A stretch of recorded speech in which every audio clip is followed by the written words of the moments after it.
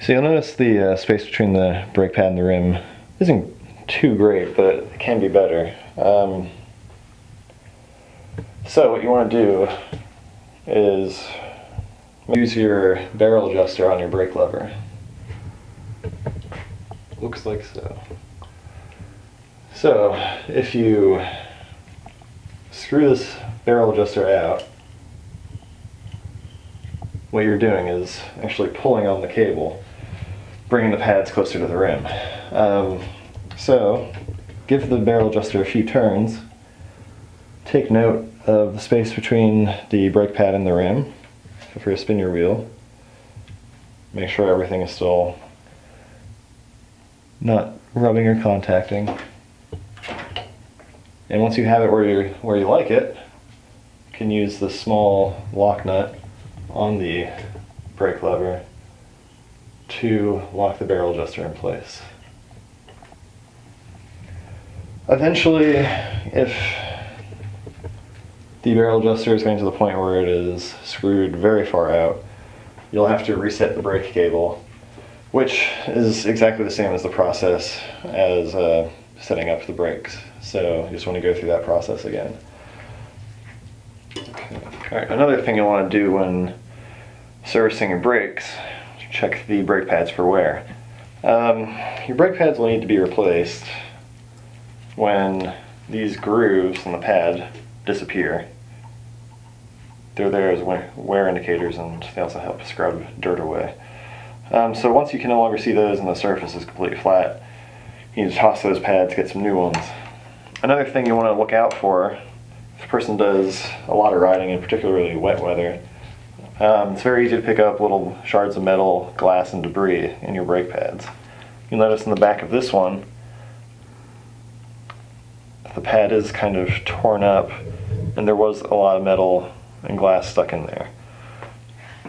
Oftentimes you can just remove it and that'll be fine. You can see on this pad, since it isn't that worn, I wouldn't probably replace just based on the few shards of metal or glass we had stuck in the pad. But when you need to replace the pad, this is how you do it. Alright, so you want to get a little pick and get this pin out of the brake pad.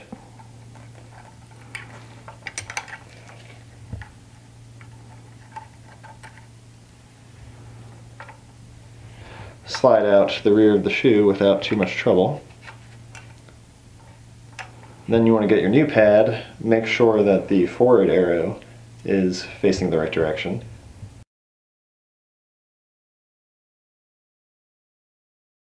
So you want to make sure you get the right brake pad for the caliper.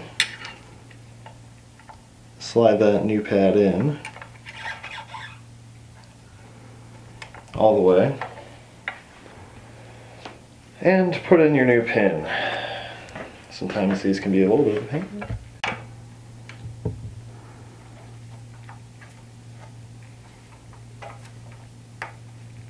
There we go.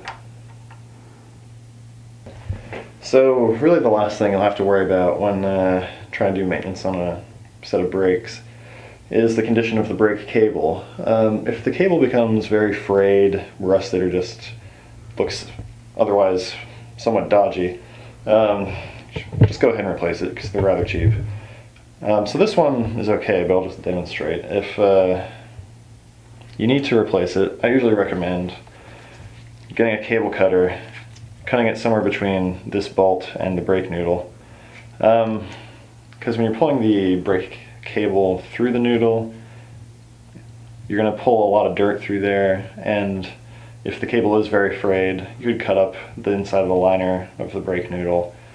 Those noodles are pretty strong, you could reuse it, so it'd be best not to cut it up, get it really dirty. So you can avoid that by just making a cut pretty close to it, pull your old cable out, and basically just go through the process and the brake setup to reinstall that.